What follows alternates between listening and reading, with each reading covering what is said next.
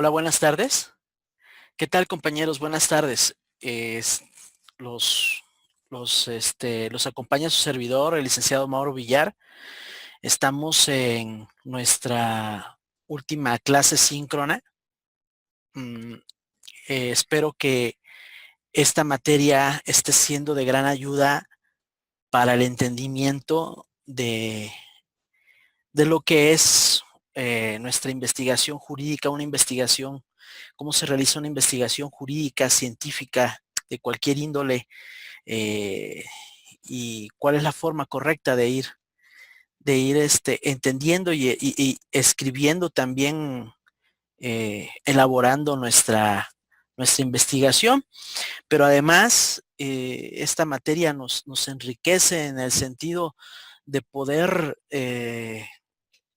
crear nuestro propio método de estudio, podríamos decirle así. Yo los invito, compañeros, a que todo lo que hemos estado aprendiendo en esta materia lo apliquemos en nuestra vida diaria, en nuestros objetivos que tengamos académicos y también profesionales, porque es una materia que nos enriquece, y que puede ser aplicada en cualquier actividad de nuestra vida, eh, digamos, de nuestra vida cotidiana, así como profesional. Bueno, vamos a comenzar el día de hoy. Eh, el día de hoy quise tocar dos puntos importantes, de manera resumida, lo que es la metodología del derecho, también para que logramos terminar y afianzar lo que es la certidumbre científica, la hipótesis y la teoría, para que nos quede claro qué es cada uno de estos conceptos que vamos a utilizar en nuestra investigación, ya dentro desde el inicio hasta nuestras conclusiones, de las investigaciones que vayamos realizando. Muy bien. Bueno, pues comencemos. La metodología del derecho tendríamos que analizar en primer lugar. Es la parte de la lógica que tiene por objeto el estudio, se podría decir el estudio de los métodos específicos de la ciencia jurídica y los generales aplicables al derecho en el contexto de la teleología y la axiología jurídica. Eh, para poder comprender este concepto, vamos a analizar en primer lugar qué es la teleología. Y la teleología es la doctrina eh, centrada en las llamadas causas finales, es decir, los fines de determinada materia, en este caso del derecho. La axiología, a su vez, es una rama de la filosofía que estudia la naturaleza de los valores y juicios valorativos de determinada materia. Estos dos términos son términos usados dentro de la filosofía. Entonces, ya sabiendo qué es la teleología y la axiología, nos dice, eh, repitiendo el concepto, es la parte de la lógica que tiene por objeto el estudio de los métodos específicos de la ciencia jurídica y los generales aplicables al derecho en el contexto de la teología, o sea, de los fines, así como de la axiología, o sea, respecto a sus juicios valorativos de dicha ciencia. El objeto de la metodología del derecho son los métodos específicos y las técnicas jurídicas. Eh, Hay que señalar que es objeto de estudio de la metodología del derecho todo método general aplicable a dicha ciencia. Podríamos realizar una clasificación de la metodología del derecho que pueden ser aplicables a nuestra materia, y podemos encontrarla acá. Es una clasificación. Podría ser la metodología doctrinal, la metodología legislativa, la metodología procesal, la metodología de la ejecución, la metodología jurisprudencial, la metodología informática y la metodología docente. Seguramente, compañeros, ustedes están familiarizados con estos conceptos porque pues los utilizamos dentro de nuestra materia del derecho. Vamos a ir analizando uno a uno cada clasificación. Vamos a ir tratando de entenderlo. Si en determinado momento existe alguna duda, con mucho gusto podemos ir aclarándola, ¿no? En el paso y el proceso de nuestra clase. Vamos a analizar en primer lugar la metodología doctrinal. La metodología doctrinal sirve para la creación y reelaboración de los contenidos y principios del derecho. Tiene por objeto cultivar el derecho para la creación y su reelaboración, sus principios y valores. En esta metodología se insertan la mayoría de los métodos generales de las ciencias, principalmente el método científico, el método dialéctico, el sistemático, el intuitivo, el discursivo y el sociológico. Cualquiera de estos métodos pueden aplicar en la metodología doctrinal. Entonces, si me lo permiten, ponemos acá, vamos a anotar qué es la metodología doctrinal. Bueno, más bien, ¿para qué sirve? Para la creación y reelaboración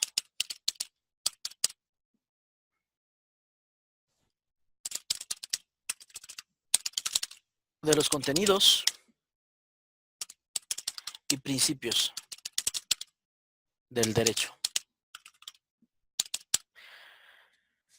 Eso es más que nada y en lo que consiste la metodología doctrinal, ¿no? Sirve más bien para ayudar en la evolución. Recordemos que nuestra sociedad, nuestra materia, el derecho, al igual que nuestra sociedad, va mejorando. De alguna forma se van descubriendo nuevas cosas y en cada cosa que se va creando, que se va descubriendo, en cada corriente filosófica, cultural, avance científico, en el que vaya progresando la humanidad, el derecho también tiene que ver. Recordemos que nosotros como seres humanos, desde nuestra concepción, estamos regidos por el derecho, estamos tutelados por él y vamos creciendo pues con el derecho. Entonces, de manera evolutiva, podríamos decir que se va creando, ¿no? Se va creando y se va reelaborando contenidos nuevos. Esto es en lo que consiste más que nada la metodología doctrinal. Tradicionalmente, mediante la metodología doctrinal, también se han producido textos jurídicos que han requerido, como habíamos platicado, de cierta transformación para la sana evolución del derecho. Pasemos al siguiente y tendríamos que analizar en este momento la metodología legislativa. La metodología legislativa sirve para la creación y modificación de las normas jurídicas. Esta tiene como finalidad la creación y modificación de la principal expresión del derecho como ciencia, constituida pues por la ley, ¿no?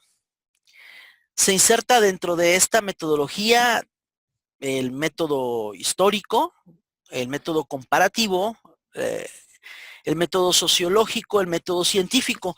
Todos estos tipos de método también los vamos a ir analizando con posterioridad.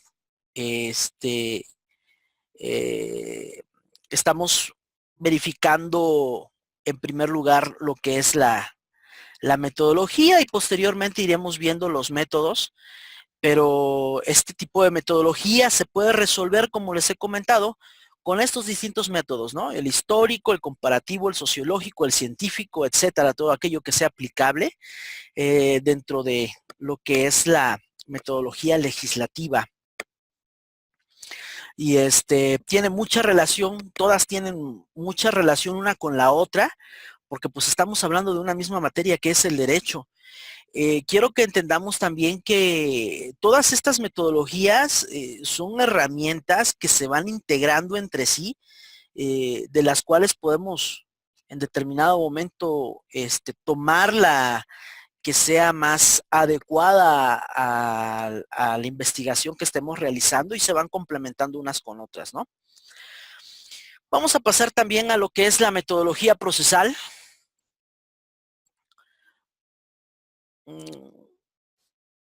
La metodología procesal. Bueno,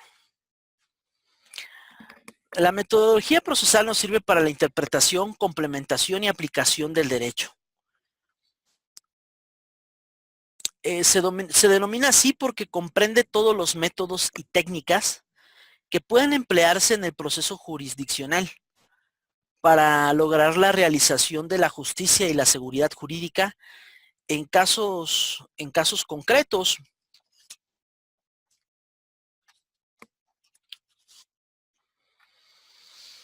Hay un concepto muy importante dentro de la metodología procesal y se trata de la hermenéutica jurídica. ¿Qué es? Es el arte de la interpretación de los textos jurídicos. Hay que tener muy en cuenta este concepto porque en algún punto lo vamos a poder, lo vamos a encontrar.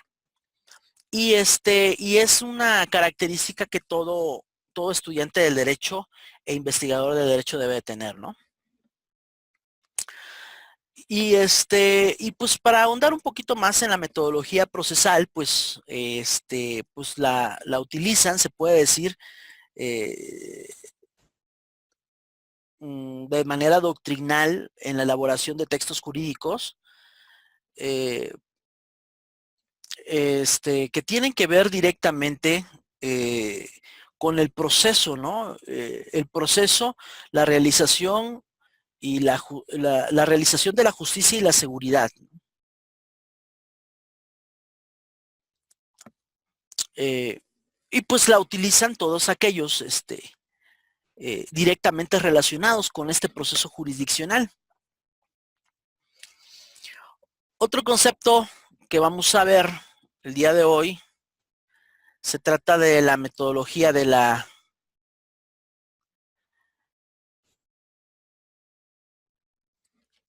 metodología de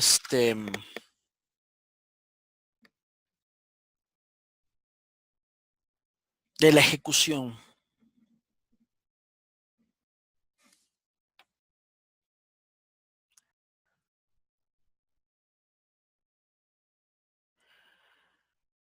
Bueno, en la metodología de la ejecución para las disposiciones jurídicas, requiere también de determinada metodología y técnicas. Y para este efecto,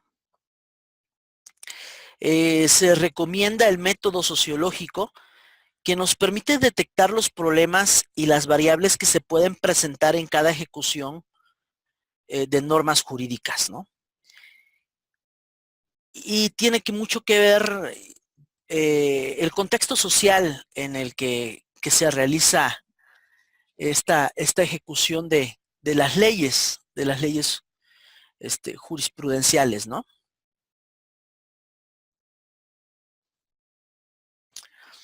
También encontramos la metodología jurisprudencial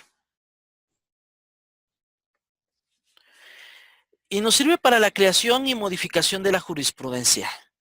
Esta metodología está relacionada con la metodología de la interpretación eh, y se complementa Se instrumenta cuando en la aplicación de una ley se generan problemas de interpretación y de complementación que obliga al órgano jurisprudencial autorizado, claro, a emitir criterios y tesis jurisprudenciales de manera obligatoria, ¿no? Pero para esto eh, debemos de entender qué es la jurisprudencia. Vamos a anotarlo por acá.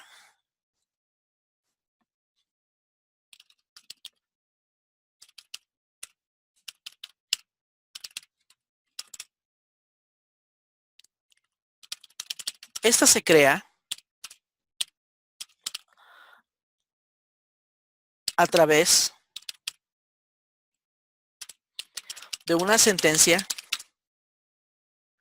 o sentencias que dictan los tribunales o la Suprema Corte de Justicia de la Nación. Se trata de casos reales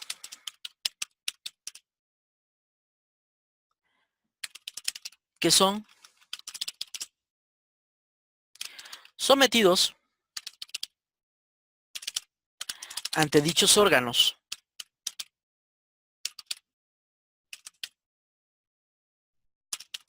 y que al resolverse o al resolverlos pueden formar jurisprudencia.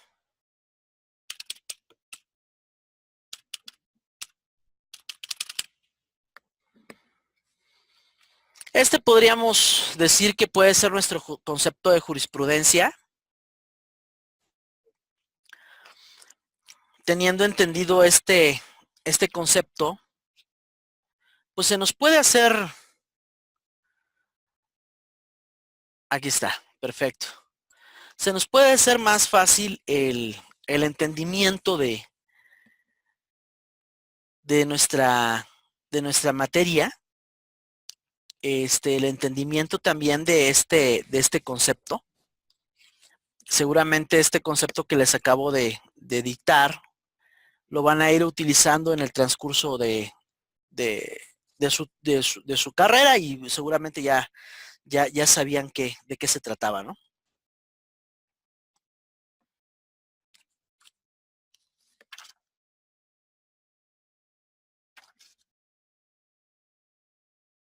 Entonces, pues de eso se trata la metodología jurisprudencial. También cabe señalar que es importante saber quién puede emitir en determinado momento la jurisprudencia obligatoria.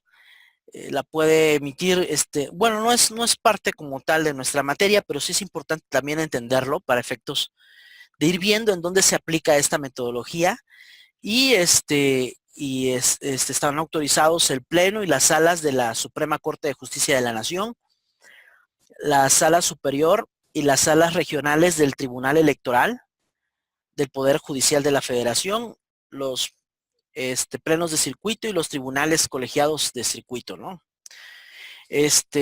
Ahora vamos a pasar también a lo que es la metodología informática, que también es importante para nosotros.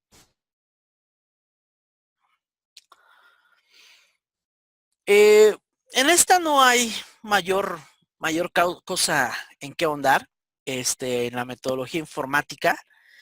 Lo que sí podemos decir es de que se va aplicando esta metodología de acuerdo al avance tecnológico que vaya teniendo en determinado momento cada sociedad y por ende su autoridad, ¿no? El día de hoy el avance tecnológico ha sido muy importante. Nuestra nación no se ha quedado atrás en ese aspecto, se ha actualizado, ha avanzado de acuerdo al crecimiento informático que ha habido, ese boom que ha habido en los últimos 20 años, en los últimos 20 años de anteriores a esta fecha, ha habido un crecimiento importante en lo que es la informática. Y pues el día de hoy, no podemos entender una oficina en donde se administre la justicia sin el debido apoyo informático, ¿no? Nos, nos ayuda también a poder en determinado momento guardar, compartir, archivar de manera más efectiva la administración legal en la sociedad. Eso es lo que podríamos decir en cuanto a la metodología informática. Y por último, pues podemos también ver que hay una metodología docente, sirve para la enseñanza y el aprendizaje del derecho. En esta se aplica el método didáctico y todo aquel método que permita la enseñanza de nuestra materia del derecho. Muy bien, eso es todo en cuanto a la clasificación de la metodología del derecho. Si en este momento no pueden compartirme alguna duda, recuerden que a través de nuestra plataforma con mucho gusto los puedo atender todas las dudas que ustedes tengan. Vamos a pasar a otro punto.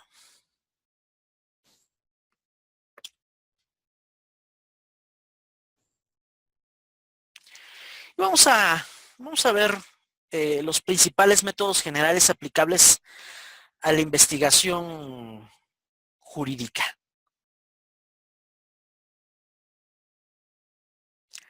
Los métodos y técnicas, como ya habíamos comentado, son auxiliares y complementarios entre sí, de conformidad con el objetivo de la investigación, que es lo que va a ir dando la pauta al tipo de método que vayamos utilizando, ¿no? O técnica que vayamos utilizando.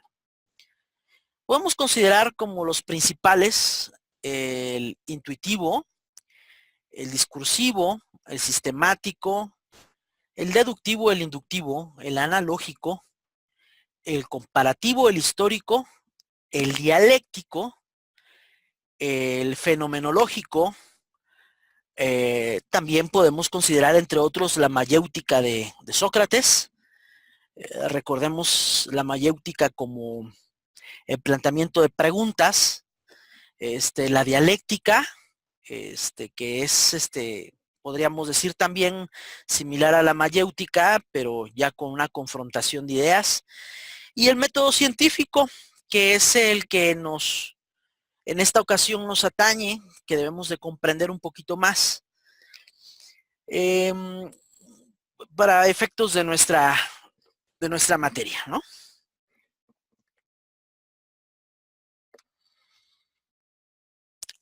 Nosotros analizaremos el método científico, ya que este permite en su instrumentación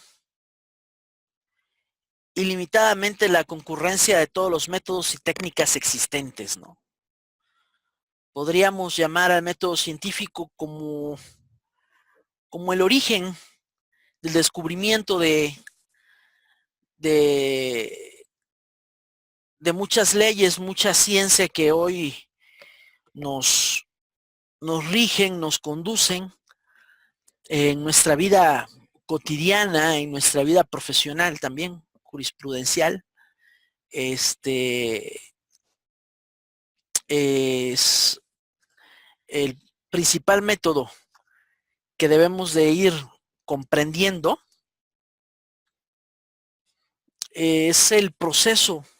El método científico es el proceso sistemático y razonado que el investigador de la ciencia sigue para la obtención de la verdad científica. Lo voy a anotar acá porque sí me gustaría que ustedes consideraran este concepto, podríamos decir, de método científico.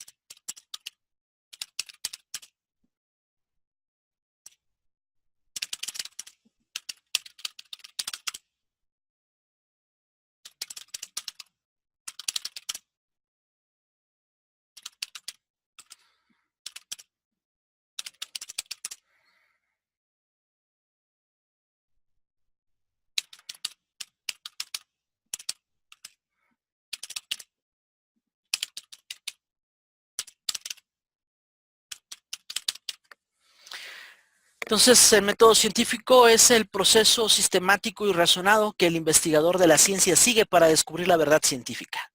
Podemos tomar como un buen concepto. Las características y los objetivos del método científico se sustenta en la hipótesis y su comprobación y sigue el camino de la duda sistemática y aprovecha el análisis, la síntesis de la deducción y la inducción.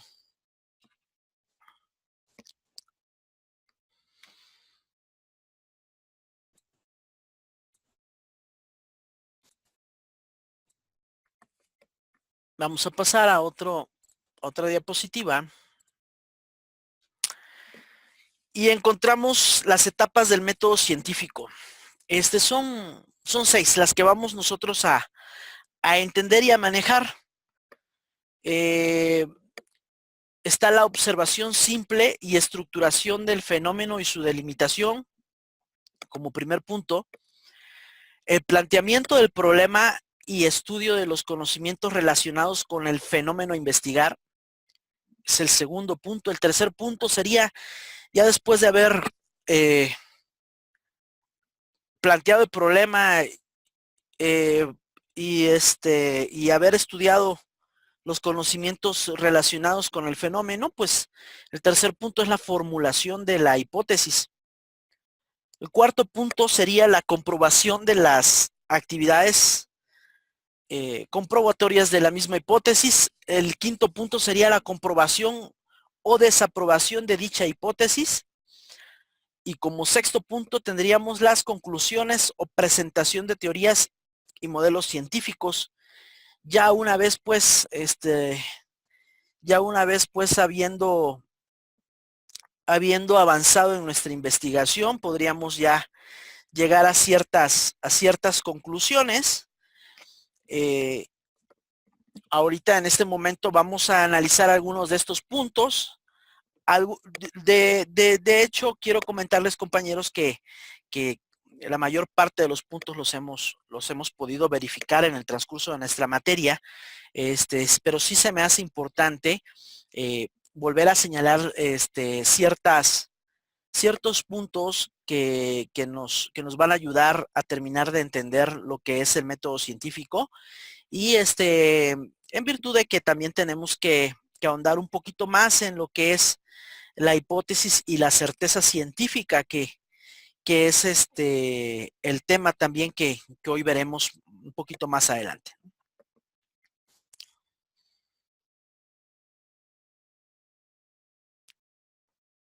Los elementos del método científico. En primer lugar, como habíamos dicho, está la observación de hechos y fenómenos.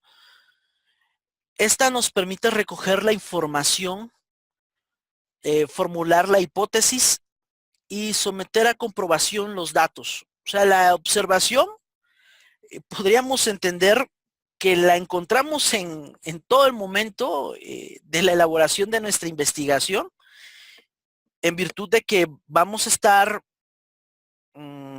viendo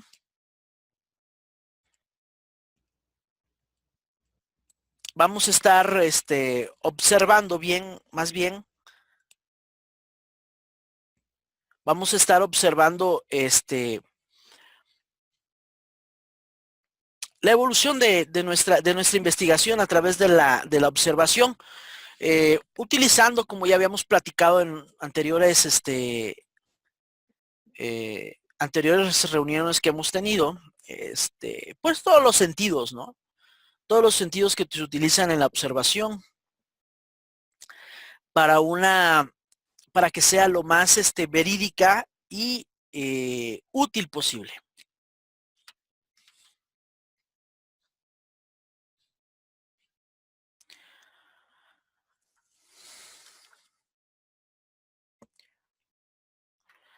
Podríamos decir también que la observación busca descubrir las relaciones constantes entre los distintos hechos y los fenómenos para el establecimiento de las leyes.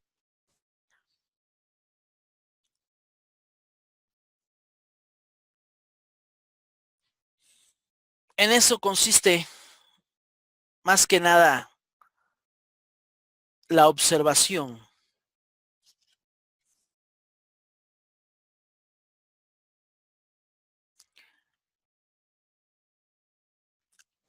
También me gustaría que verificáramos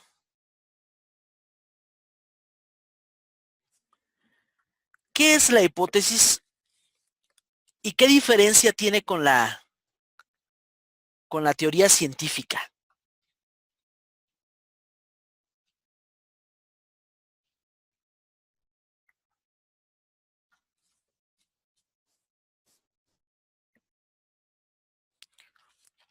Muy bien.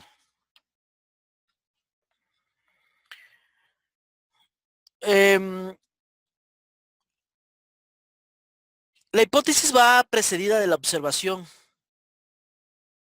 Es la respuesta, podríamos decir, la hipótesis es la respuesta inmediata de los problemas derivados de dicha observación. El proceso científico inicia con una primera idea aclarativa sobre el objeto de investigación, una hipótesis que se puede comprobar o bien reprobar. Consideramos pues que la diferencia entre hipótesis y teoría científica se dan a razón del lugar que ocupan dentro del método científico. Mientras la hipótesis se encuentra en una posición intermedia, casi al principio del método científico, y se sujeta a comprobación o desaprobación, las teorías por lo general se dan en la etapa final, ya con más certeza, dentro de la elaboración de las leyes, teorías y modelos científicos, resultado de dicha investigación. Entonces también es importante ir planteando esta diferencia en virtud de que podemos confundirnos y pensar que es lo mismo, sin embargo no lo es. La hipótesis es, como habíamos comentado, en una etapa intermedia, podríamos decir, aquí lo vemos, en nuestra presentación está en el punto 3, es una etapa intermedia casi inicial, y es una primera respuesta, ¿no? Es un primer trabajo, no un primer trabajo lógico, porque en este caso sería observar en primer lugar, pero sí es ya hay una manera de razonamiento en lo que estamos verificando y observando. En cambio, la teoría ya es después de todo un proceso científico, toda una investigación de comprobar, y desaprobar, hipótesis, ¿no? Que nos lleven a la respuesta a la respuesta, a la solución de determinado problema planteado, ¿no? En nuestra investigación. También tenemos que entender que hay una vez que se concluye el método científico, que se presenta una teoría, han surgido a lo largo de la humanidad leyes científicas que son expresiones que afirman en forma cualitativa o cuantitativa relaciones funcionales entre dos o más variables, ¿no? Y así es que se han descubierto la ley de la gravedad a lo largo de la historia, eh, así como innumerables leyes físicas que tienen que ver con la ciencia también en general, y y que han quedado ahí para la posteridad y para el progreso de la humanidad. Eh, pero pues ya después, ya habiendo pues un trabajo y una elaboración científica. Sin embargo, para nosotros en las ciencias sociales, lejos de ser una ciencia totalmente exacta como las matemáticas o la física, en las ciencias sociales, como en el derecho, la repetición de los fenómenos no es idéntico, sino semejante. En consecuencia, las leyes constantes se dan con base en repetición analógica o semejante de fenómenos. O sea que nuestra, la humanidad en determinado momento ha sufrido a lo largo de los tiempos ciertas variantes. Por lo general, yo considero en una forma muy particular de ver las cosas, la humanidad ha cometido, no ha comprendido su historia y ha caído recurrentemente en ciertos errores, por así decirlo, pero no de la misma forma, en virtud de que debemos entender a la sociedad como un ente que va cambiando, como cambia su economía, como cambia su ciencia, como cambia la familia, el concepto de la familia, el concepto de los valores, va cambiando. Entonces, es un ente social el derecho, y, y, y debemos entender que es un fenómeno que no se va repitiendo idénticamente, sino de manera semejante. Entonces, como no podemos tratarlo como las matemáticas, de que 2 más 2 son 4, entonces tenemos que implementar la analogía e ir comparando ciertas cuestiones, analizando y razonando e interpretando las leyes de acuerdo a cada contexto en el que se vayan aplicando dichas leyes, ¿no? Y pues podemos concluir entonces, habiendo analizado algunos de los puntos del método científico, como las etapas del método científico, las que tenemos en nuestra presentación,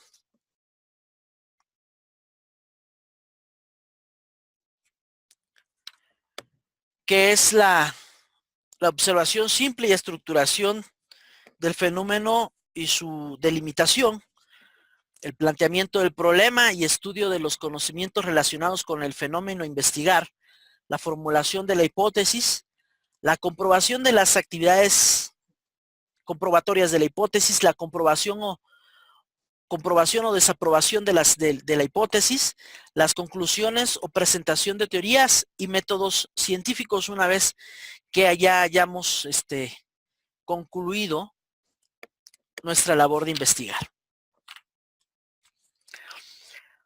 Vamos a ver un punto muy importante, todo este repaso que hemos dado en este momento, se me hacía necesario también, y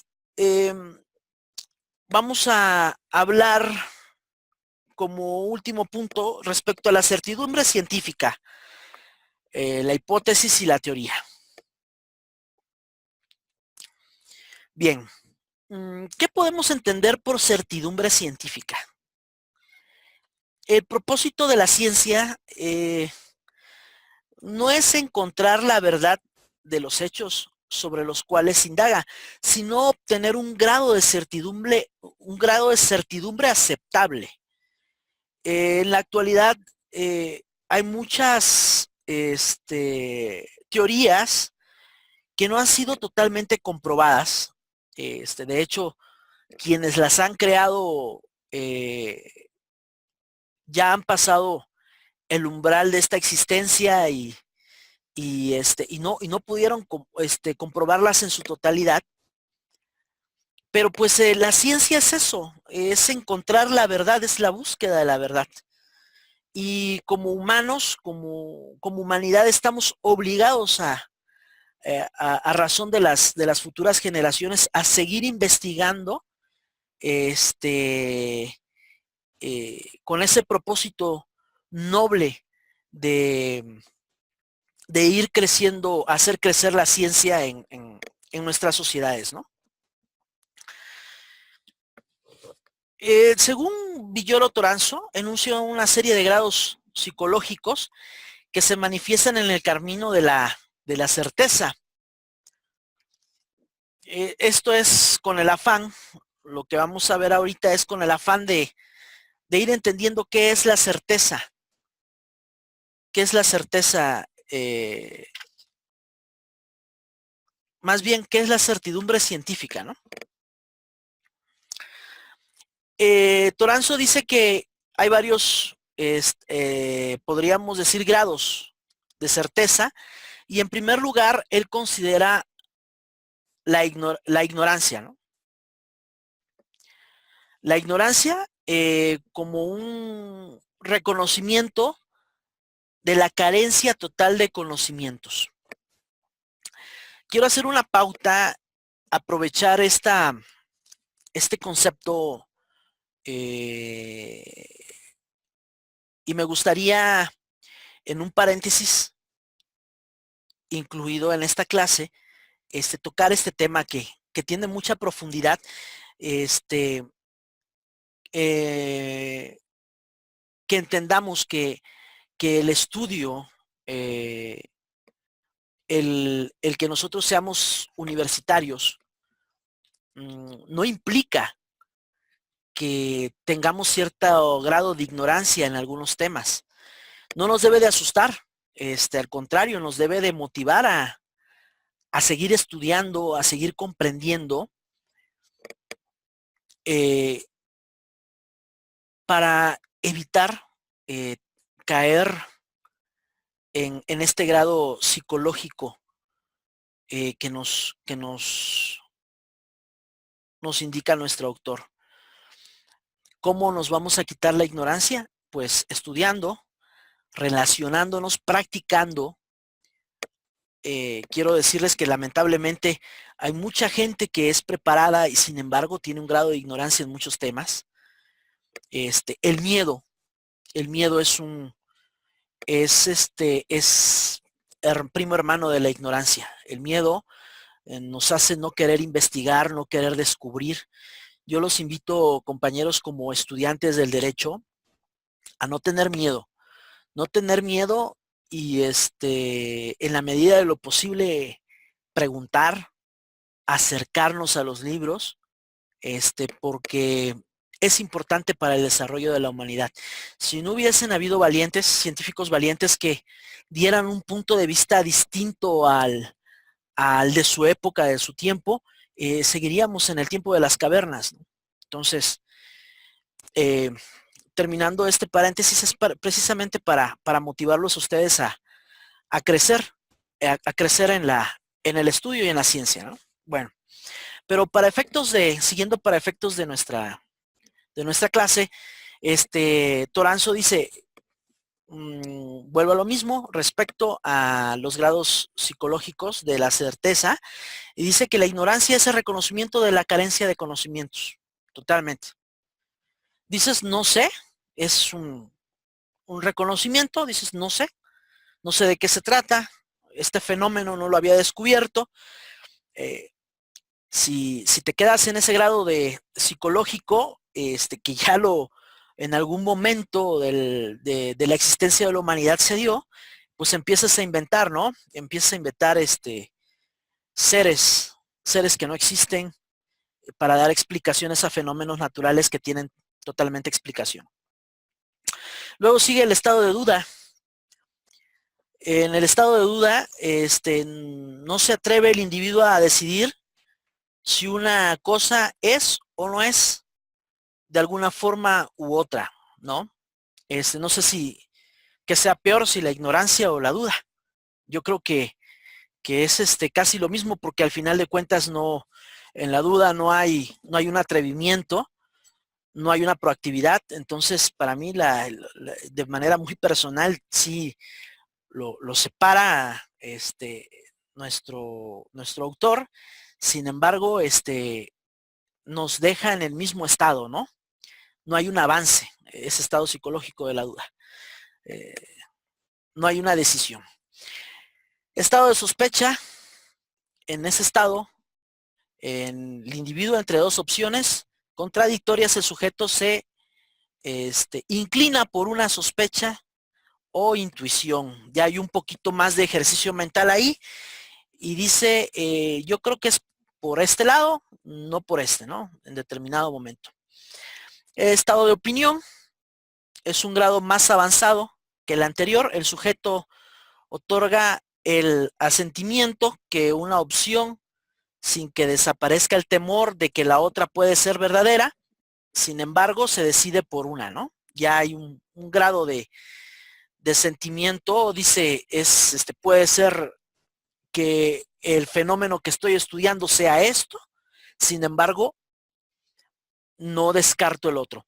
Y el último estado, el estado más avanzado, es la certeza.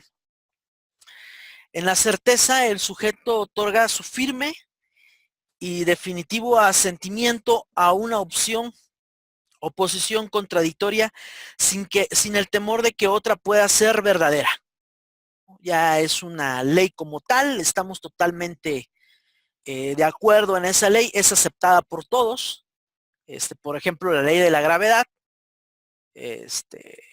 la aceptamos todos como tal. Va más allá de una simple teoría, sino que ya es de una simple teoría o una doctrina, ya es como tal una ley, ¿no? Una ley comprobada. Bien, pues ya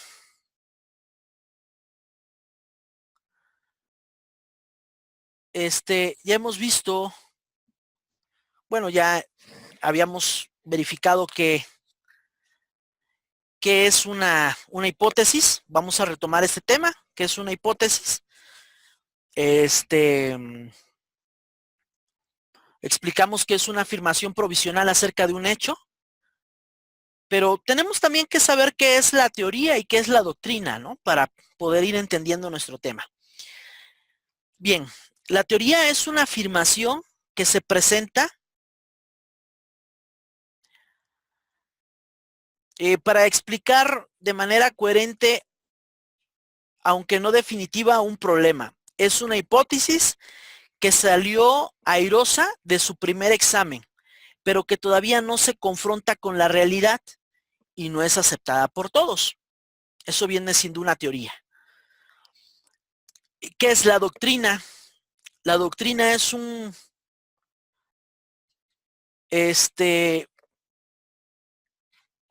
tiene un grado de aceptación mayor, y su aceptación es tal que se enseña en las escuelas de pensamiento. Su nivel de certidumbre es más alto que el de las teorías, pero aún no se demuestran plenamente, ni se acepta, ni es aceptado por todos.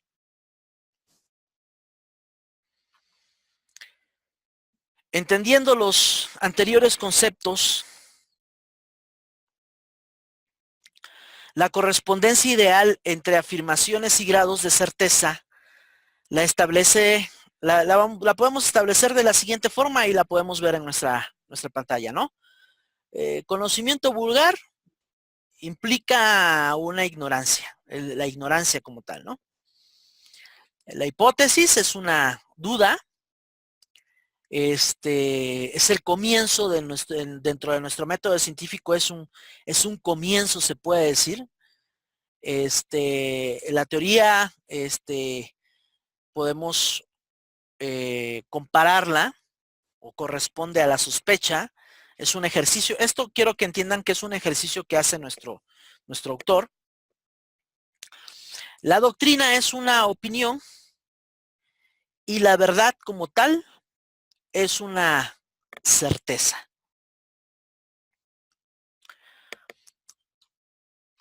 Muy bien, compañeros. Pues eso es como tal nuestra clase.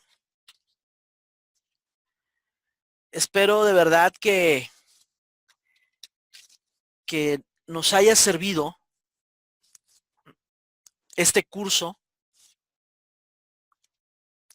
para el entendimiento de todo lo que es una investigación científica, una investigación jurídica, que utilicemos las fichas bibliográficas, por favor. Utilícenlas en todas sus materias, les va a servir mucho como una técnica de estudio, los va a ayudar a, créanme, los va a ayudar a estudiar mejor. Dentro de la ficha, acuérdense, independientemente de la nota bibliográfica que ustedes quieran ingresar respecto a la investigación de dónde están realizando dicha investigación, ahí van a anotar su nota bibliográfica en el aspecto de qué libro están consultando, en dónde pueden encontrar dicho libro, la editorial, todos los datos que ya hemos visto dentro de nuestra materia, en la ficha que compone la ficha bibliográfica, la cita, en la cita pueden hacer la manera de resumen, de síntesis, recuerden, también eso ya lo vimos. Citen el autor de determinado libro y hagan un ejercicio, también una nota, puede ir una nota, ¿no? Recuerden que estas son las herramientas que podemos ir complementando. Ingresen una nota entendiendo qué es lo que comprendieron de determinado texto. O ley, determinado momento hagan ese ejercicio, si no les queda claro un artículo de determinada ley, cítenlo, hagan una ficha, cítenla y pongan abajo en una nota qué es lo que ustedes comprenden de esa ley. Tienen que ir ejerciendo, tienen que ir analizando la ley, de acuerdo a lo que ustedes vayan entendiendo de la misma, ¿no?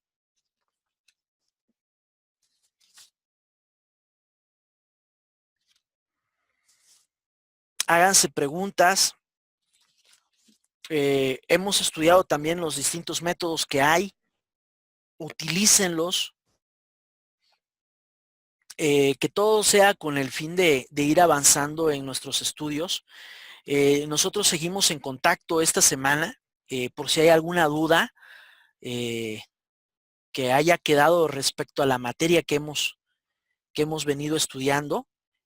Quiero decirles que me da mucho gusto volver a encontrarlos en esta aventura de ir descubriendo nuestra carrera. Sigo a sus órdenes y cualquier cosa estamos en contacto. Que tengan una excelente tarde, compañeros. Mucho gusto.